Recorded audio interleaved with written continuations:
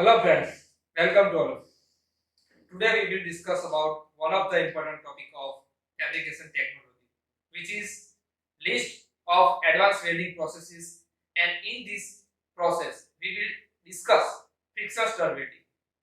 तो आज के वीडियो का कंटेंट है list of advance welding processes, then introduction of FSW, then principle of FSW, then microstructure features of FSW, then important welding parameters of FSW, then advantage and disadvantages of FSW, and last one applications of FSW.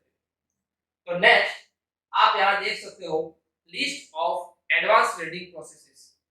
तो उसके अंदर friends mainly चार process आती है। First ultrasonic welding, second laser beam welding, third electron beam welding and last one friction stir welding.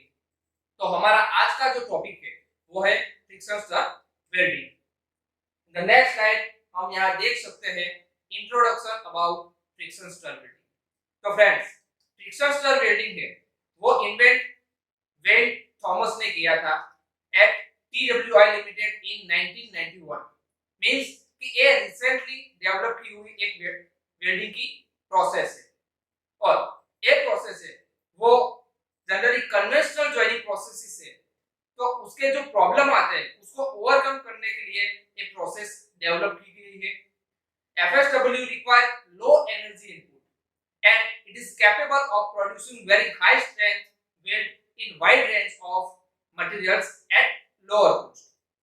Then FSW process है वो process solid phase के अंदर की जाती है, मतलब कि जो मेटल है वो मेल्टिंग पॉइंट तक नहीं जाता है और जो मेटल है उसको हम ज्वाइन करते हैं। तो नेक्स्ट आप यहाँ देख सकते हो working principle of FSW।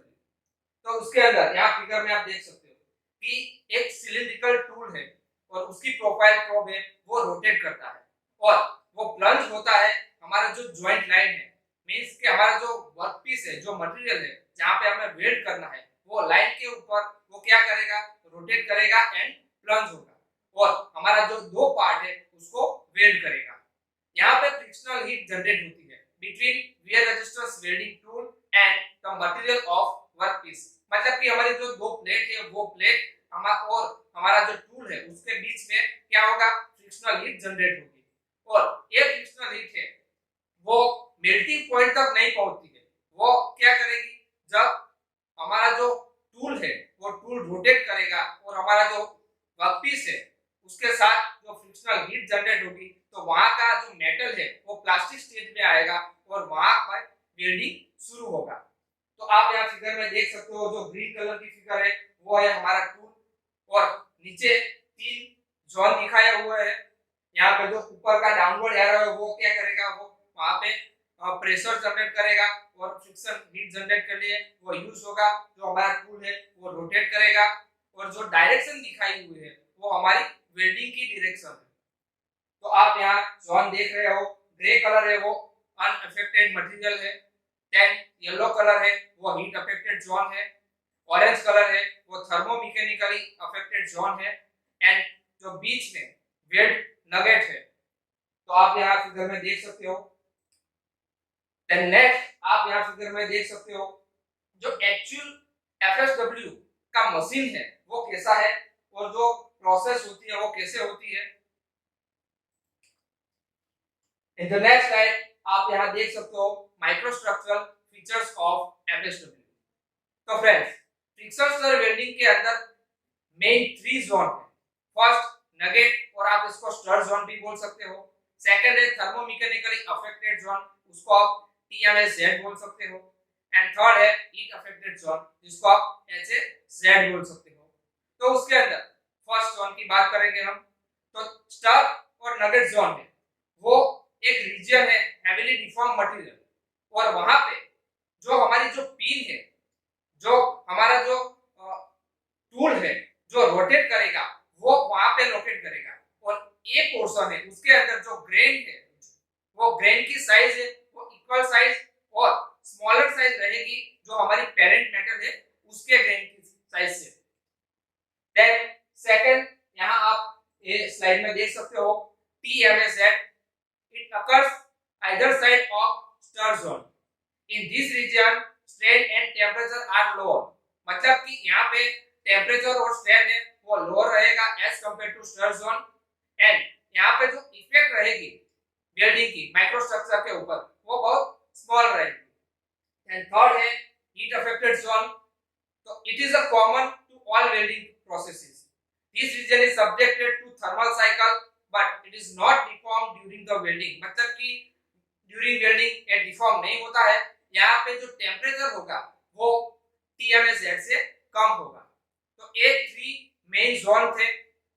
Then next हम यहाँ स्लाइड में देख सकते हैं इंपॉर्टेंट वेल्डिंग पैरामीटर्स। तो वेल्डिंग पैरामीटर्स के अंदर मोस्ट इंपॉर्टेंट पैरामीटर है टूल डिजाइन, क्योंकि जैसा हमारा टूल होगा वैसा हमें वेल्डिंग की क्वालिटी मिलेगी। तो tool design is most critical factor है। अगर हमारा टूल है वो अच्छा डिजाइन किया हुआ होगा तो हमें क्वालिटी ऑफ वेल्डिंग अच्छी मिलेगी एंड वेल्डिंग स्पीड भी अच्छी मिलेगी। Then tool is strong, tough, hard wearing and welding temperature.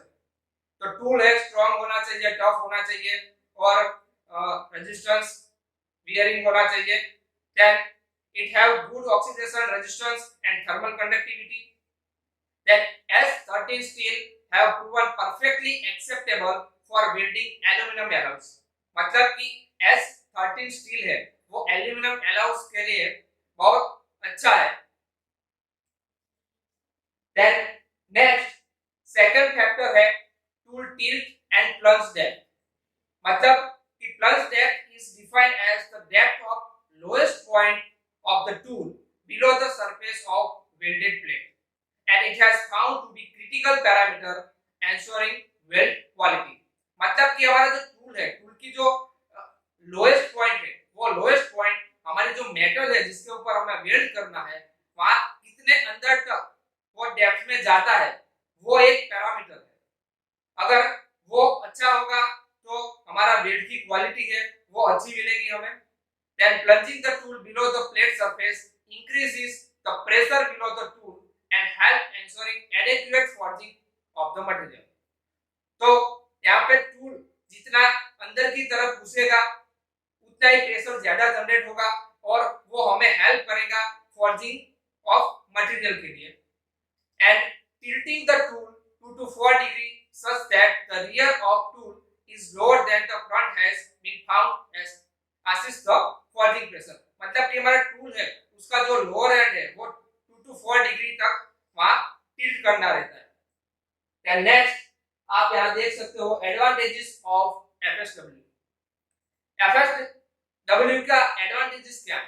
तो it has ability to join material that are difficult to fusion weld, for example aluminium, magnesium, copper alloys.